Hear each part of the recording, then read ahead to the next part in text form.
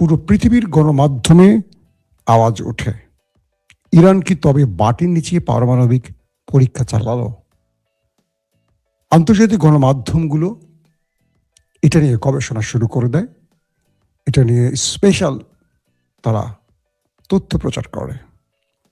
যখন সকাল থেকে ইরানের ভেতরে ইসরায়েল এবং আমেরিকার শেলিং চলছে, শেলিং বলবো নাকি, মিসাইল অ্যাটাক চলছে, যুদ্ধ বিমান গর্জে উঠছে, এর পরপরই ইরানের গুরুত্বপূর্ণ এই অঞ্চলটিতে হঠাৎ এই ভূকম্পন কেন, এটা নিয়ে অনেক আলোচনা হয়েছে আজকে সারাদিন। কিছু কিছু মাধ্যম বলছে যে ইরান পৃথিবীকে জানান দিতে চায় তারা পারমাণবিক পরীক্ষা চালিয়েছে। কিছু কিছু মাধ্যম বলছে যে না, এই অঞ্চলটি ভূমিকম্পন অঞ্চল, মানে ভূমিকম্পন প্রবণ অঞ্চল বলে এখানে হয়তো ভূমিকম্প দেখা দিয়েছে। আসলে কোনটা, এটা নিয়ে অনেক আলোচনা হয়েছে, বিস্তর আলোচনা হয়েছে, কিন্তু বিজ্ঞানীদের বক্তব্য হলো ভূমিকম্পের যে ধরন, এটার সাথে এটা একটা পার্থক্য আছে।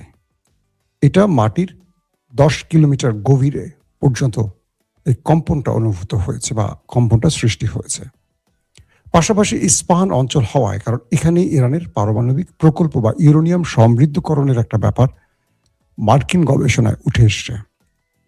বলা হচ্ছে ইরান তার পারমাণবিক সমৃদ্ধকরণ বা ইউরেনিয়াম সমৃদ্ধকরণের যে গোপন জায়গাটি, এটা এই অঞ্চলই বলে বিভিন্ন মার্কিন থিঙ্ক ট্যাঙ্করা জানিয়েছেন। সেজন্য সবার নজর আসছে যে ইরান কি তবে পারমাণবিক পরীক্ষা চালালো, এক ব্যাপার। দুটো বিষয় হলো, পাকিস্তান সব জানিয়ে দিয়েছে ইসরায়েলকে যে তারা তাদের আকাশ সীমা ইসরায়েলকে ইরানের বিরুদ্ধে ব্যবহার করতে দেবে না। আপনারা জানেন যে পাকিস্তানে মার্কিন কনসুলেট বা অ্যাম্বাসি টার্গেট করে হামলার ঘটনা ঘটেছে, আগুন ধরিয়ে দেওয়ার ঘটনা ঘটেছে, 9 জন প্রাণ হারিয়েছে পুলিশের গুলিতে। অর্থাৎ পৃথিবীর বিভিন্ন জায়গায় এটা হয়েছে। এবং সৌদি আরবেও আমরা আজকে দ্বিতীয় বুলেটিন আপনাদের জানিয়েছি যে সৌদি আরবে মার্কিন অ্যাম্বাসি টার্গেট করে অ্যাটাক করা হয়েছে। এরপর পৃথিবীর বিভিন্ন, অর্থাৎ মধ্যপ্রাচ্যের বিভিন্ন দেশ থেকে মার্কিন কর্মকর্তারা আরবের দেশগুলো ছাড়তে শুরু করেছে, বিভিন্ন বিমানে করে তারা চলে যাচ্ছে, এমন খবর আসছে। প্রশ্ন হলো, ইরান কি তবে পাগল হয়ে গেছে? তারা মার্কিন অ্যাম্বাসি টার্গেট করছে, মানে আমেরিকা কি তোয়াক্কা করছে না, যেখানে আমেরিকাকে সবাই কর্নিশ করে চলে। বিভিন্ন আল জাজিরা, বিবিসি, সিএনএন এর মতো বড় বড় গণমাধ্যম বলছে ইরান দুটাই ম্যাচ খেলছে, মারো মরো, এই নীতিতে তারা খেলা শুরু করেছে।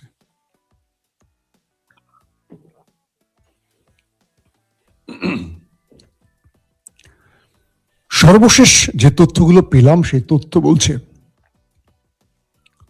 দখলদার দেশটির ভেতরে আন্তর্জাতিক যে সাংবাদিকরা প্রবেশ করেছেন, চীন, ফ্রান্স, ব্রিটিশ বা ব্রিটেন, টার্কিশ, অনেক সাংবাদিকের স্পেশাল, অর্থাৎ তারা যে নিজেরা ধারণ করেছেন ক্যামেরায় বা মোবাইলে বা তাদের বিশেষ ক্যামেরায় যে ভিডিওগুলো, সেই ভিডিওগুলো বিশ্লেষণে বলা হচ্ছে ইরানের শত্রু দেশটিকে পুরো খান্ডার বানিয়ে ফেলা হয়েছে। গুরুত্বপূর্ণ স্থাপনা বা তার আশপাশের যে ভবনগুলো আছে ইরান, সেগুলোকে মিসাইল এবং ড্রোন অ্যাটাক একদম লন্ডভন্ড করে ফেলেছে। কিন্তু গণমাধ্যমগুলোতে ইরান এবং আরবের খবরগুলো বেশি প্রচার করা হয় কৌশলগত কারণে। চীনের একজন সাংবাদিক আজকে ইসরায়েলের ভেতরে তিনি ধারণ করছিলেন এবং বলছিলেন কথা ভিডিও করার সময় যে আমি কিছুক্ষণ আগে এখানে একটি ইরানি মিসাইল অ্যাটাক করেছে এবং সঙ্গে সঙ্গে পুরো এলাকাটার মধ্যে কয়েকটি ভবন দুমড়ে মুচড়ে শেষ, একদম মানে কি বলবো, ধ্বংস হয়ে গেছে, আগুন জ্বলছে। তিনি দেখাচ্ছেন, বলছেন যে কিছুক্ষণ পর এখানে চলে আসবে নিরাপত্তা বাহিনী এবং এখান থেকে আর কোনো ভিডিও ধারণ করা যাবে না, ইভেন আমাকেও হয়তোবা কিছুক্ষণ পর এই ভিডিও আর ধারণ করতে দেয়া হবে না। এর মধ্যেই দেখলাম যে নিরাপত্তা বাহিনী চলে এলো, তাকে তুলে নিয়ে গেল। এই পর্যন্তই লাইফটা হলো। পরবর্তী জানা গেল তাকে সেই দেশটির নিরাপত্তা বাহিনী নিয়ে যায় এবং তার ভিডিও ডিলিট করে দেয়। টার্কিশ বেশ কয়েকজন গণমাধ্যম কর্মী সেখানে প্রবেশ করে এবং তারা দেখায় যে ইরানের মিসাইল এসে কিভাবে হিট করছে। আরবের বিভিন্ন আউটলেট সেগুলো দেখায় সিরিজ ওই দেশটির ভেতরে ইরানের মিসাইল একটার পর একটা অ্যাটাক করছে। প্রশ্ন উঠেছে, তাহলে পৃথিবী বিখ্যাত প্রতিরক্ষা ব্যবস্থা অর্থাৎ আকাশ প্রতিরক্ষা সিস্টেমগুলো কি তবে অকেজো হয়ে গেছে? আমেরিকা তার থার্ড প্যাট্রিয়ট কিংবা ইসরায়েলের যে আয়রন ডোম, এগুলো ব্যর্থ হচ্ছে, এগুলো কি কাজ করতে পারছে না? তখন মার্কিন বা বড় বড় সামরিক যারা এক্সপার্ট তারা বলছেন ইরান এখানে কিছু কৌশলে খেলা খেলছে, যেখানে বারবারই পরাস্ত হচ্ছে ইসরায়েল এবং আমেরিকা। বিষয়টা কি? ইরানের যে নতুন সিরিজের মিসাইলগুলো ইরান এখন অ্যাটাকে আনছে, এগুলোর সাথে পরিচিত ছিল না আমেরিকা এবং ইসরায়েল। এর মধ্যে খাইবার শেখান মিসাইলটি আসলে কি? Ballistic, hypersonic? এটার গতি প্রকৃতি কি? এটার ধ্বংসের কার্যক্ষমতা কি আসলে? এটা নিয়ে যে বিশ্লেষণগুলো আসছে সেখানে বলা হয়েছে ইরান এই মিসাইলটিকে দখলদার দেশটির ভেতরে গুরুত্বপূর্ণ স্থাপনাকে টার্গেট করে ব্যবহার করেছে। বলা হচ্ছে যখন ইরান খাইবার শেখান মিসাইলটি ছোড়ে দখলদার দেশটিকে উদ্দেশ্য করে, তার আগে কিছু দুর্বল মিসাইল ছোড়ে। এরপর দখলদারদের কয়েক ধাপের, কয়েক লেয়ারের আকাশ প্রতিরক্ষা সিস্টেম সেগুলোকে ইন্টারসেপশনে ব্যস্ত হয়ে পড়ে। এরপর খাইবার শিখান এতটা স্পিড নিয়ে সেটা আকাশে ওঠে, অর্থাৎ এই মিসাইলটি ইরান যখন লঞ্চ করে এটা সোজা চলে যায় আকাশে, এবং আকাশে গিয়ে এটা শত্রুর যে জিপিএস টার্গেট থাকে, অর্থাৎ যে লোকেশন এটাকে সেট করে দেওয়া হয়, এটা নিচে যখন মুভ করে এতটা স্পিড নিয়ে মুভ করে যে পৃথিবীর কোনো আকাশ প্রতিরক্ষা সিস্টেম এটাকে ইন্টারসেপ্ট করতে পারে না সঠিকভাবে, এবং এটা মাঝ পথে তার স্পিডকে কন্ট্রোল করতে পারে। এবং এটার সামনে বলা হচ্ছে যে বিশেষ সেন্সিটিভ কোনো ক্যামেরা দেওয়া আছে হয়তো, বা এরকমই বলছে বিশ্লেষকরা, যে এটা যখন তার সামনে ইন্টারসেপশনের কোনো মিসাইল দেখে তার অবস্থানকে পরিবর্তন করে। সাধারণত প্যাট্রিয়ট, আয়রন ডোম কিংবা থার্ড কি করে, এই ব্যাটারিগুলোর ভেতরে যে এন্টি মিসাইলগুলো সেট করে থাকে এগুলো রাডারকে ফলো করে। রাডার যখন সংকেত দেয় যে শত্রুর কোনো মিসাইল আসছে, তখন সেটার স্পিডকে এই প্রতিরক্ষা সিস্টেমগুলো আগে বোঝার চেষ্টা করে, যেটা কত স্পিড এটা আসছে, কোন পয়েন্ট থেকে আসছে, কোন দিক থেকে আসছে, কতগুলো আসছে। তখন সেটাকে ইন্টারসেপ্টের জন্য একটা নিরাপদ দূরত্বে, অর্থাৎ এটা ইসরায়েল থেকে যদি ইন্টারসেপ্ট করা হয়, ইসরায়েলের ভূখণ্ড থেকে দূরে অথবা আকাশের এতটা উপরে যেটা নিচে পড়তে পড়তে মানুষের ক্ষয়ক্ষতিটা কম হবে, তো সেই মাপে এটা আকাশে ওইটাকে বিট করার জন্য মুভ করে, তারপর আকাশে সেটাকে ধ্বংস করে। তো বলা হচ্ছে ইরানের খাইবার শিখান যে মিসাইলটি দিয়ে নেতানিয়াহুর বাড়ি বা তার কার্যালয়, প্রধানমন্ত্রীর কার্যালয় হিট করা হয়েছে, এই খাইবার শিখান যখন আকাশে ওঠে প্রথমে, তারপর সেখান থেকে সেটা যখন নিচে মুভ করে, তখন এটার স্পিড এতটা পজিশন বাড়ে, এবং এটার পজিশন এইভাবে মধ্য আকাশে গিয়ে পরিবর্তন করে যে আমেরিকান এবং ইসরায়েলের যে আকাশ প্রতিরক্ষা সিস্টেম এটাকে আর ধরতে পারে না, এবং এটা নিখুঁত টার্গেটে গিয়ে হিট করে, যে কারণে ব্যাপক ক্ষয়ক্ষতি হচ্ছে এখন সেই দেশটির ভেতরে। 2 নম্বর, বিশ্লেষকরা আবার বলছেন যে এখানে ইরান আরেকটা কৌশল নিচ্ছে। ইরান যে আক্রমণগুলো করছে, প্রত্যেকটা আক্রমণ ক্ষতির জন্য করছে না। কিছু আক্রমণ করছে আমেরিকা এবং ইসরায়েলকে তাদের যে অ্যান্টি মিসাইলগুলো আছে এগুলো ভান্ডার খালি করার জন্য। অর্থাৎ ইরানের পুরনো যে আদলের মিসাইলগুলো আছে, কম দামি যে ড্রোনগুলো আছে, এগুলো ইরান কম বেশি প্রতিদিনই ছাড়ে।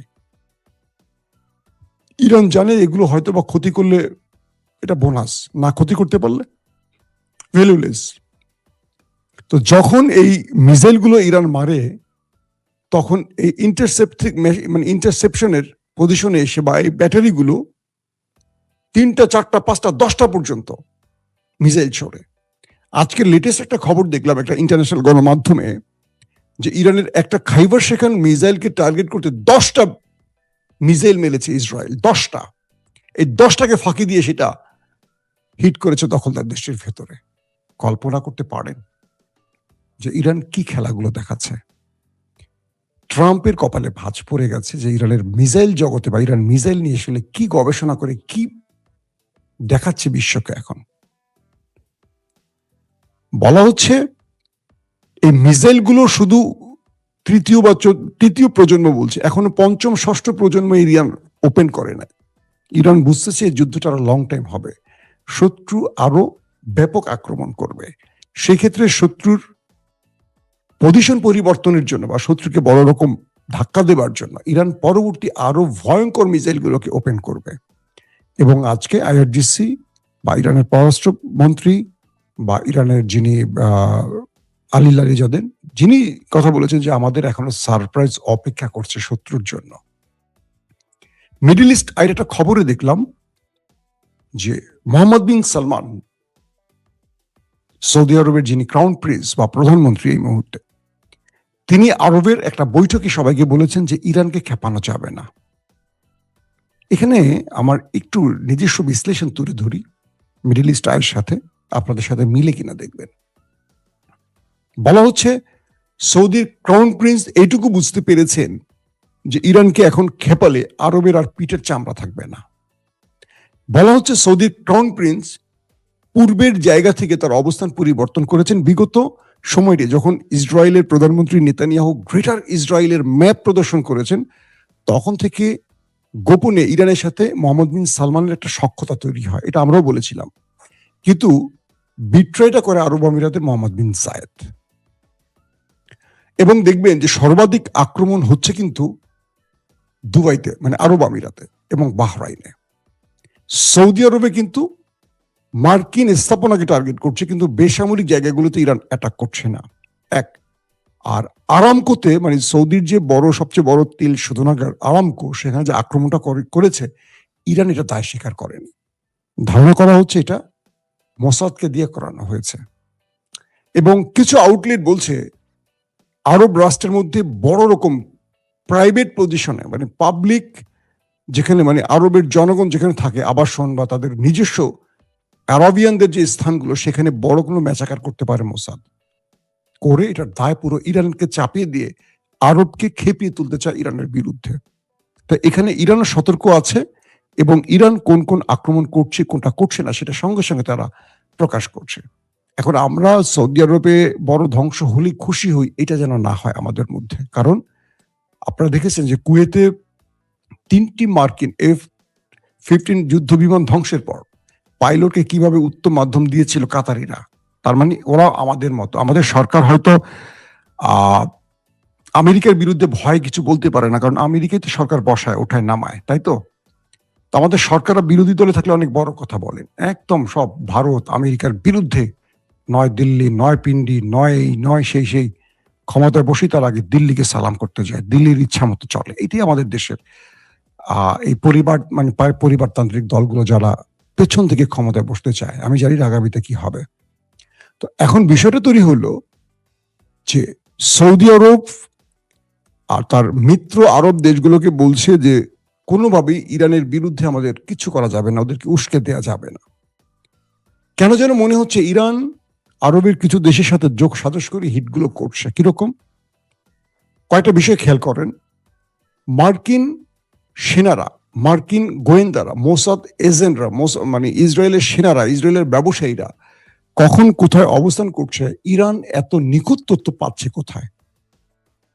ইরানের ইন্টেলিজেন্স তো এত স্ট্রং না, তাই তো। মার্কিন সেনারা ঘাঁটি থেকে চলে গেছে একটা হোটেলে, কে কোন ফ্লোরে আছে এটা তো ইরান এত নিখুঁতভাবে জানার কথা না, তারা এখন যুদ্ধের মধ্যে আছে। ইরানের ইন্টেলিজেন্স তো মোসাদ বা সিআইএর মতো না। ঠিক সেই হোটেলগুলোতে গিয়ে ইরানের মিসাইলগুলো হিট করছে। তারা কোন রিসোর্টে গেছে, কোন ক্লাবে গেছে, সেই ক্লাবগুলোতে গিয়ে হিট করছে, কোন ভবনে আশ্রয় নিচ্ছে সেখানে হিট করছে। তো বলা হচ্ছে যে এখানে এই আজকের যুদ্ধের কত তৃতীয় না চতুর্থ দিন, আরব এখন পর্যন্ত রিটালিয়েট করেনি ইরানের বিরুদ্ধে, প্রতিবাদ করছে, কিন্তু তারা কোনো আক্রমণ চালায়নি ইরানের ভেতরে পাল্টা, কারণ তাদেরও সামরিক বাহিনী আছে, তাদেরও আমেরিকা থেকে কেনা অজস্র অস্ত্র আছে। এখানে কোনো একটা আন্ডারস্ট্যান্ডিং থাকতে পারে, এটা আমার নিজস্ব ধারণা, কারণ মিডল ইস্টটাই বলছে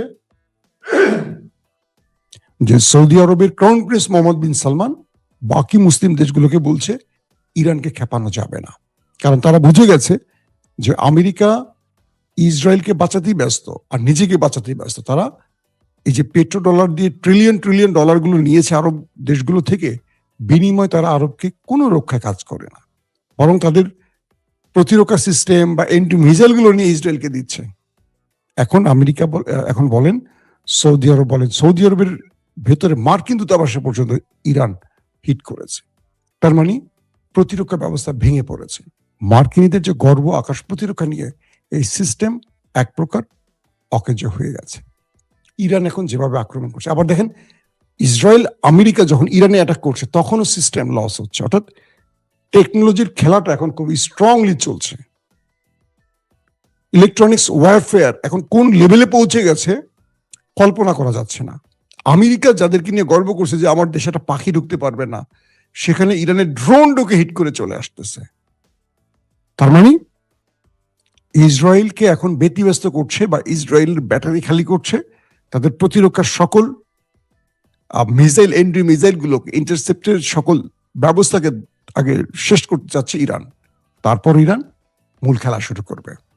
শুধু প্রেসিডেন্ট নেতানিয়াহুর বাড়ি নয়, গোয়েন্দা প্রধানের বাড়ি, মোসাদ হেডকোয়ার্টার, বিমান বাহিনীর প্রধান, তাদের রসদ যেখানে ইসরায়েলের রসদ রাখা হয়, গুরুত্বপূর্ণ জায়গাগুলোতে টার্গেট করে করে ইরান হিট করছে। ইরানকে এত রিয়েল টাইম ইন্টেলিজেন্স দিচ্ছে কারা? ইরানকে এত সোর্স দিচ্ছে কারা? কোথায় কে আছে? আজকেও ইরানের একজন হাই অফিসিয়াল বলছে, মিস্টার নেতানিয়াহু তুমি কোথায় আছো, কোথা থেকে যুদ্ধ নেতৃত্ব দিচ্ছে আমরা জানি, ওয়েট করো।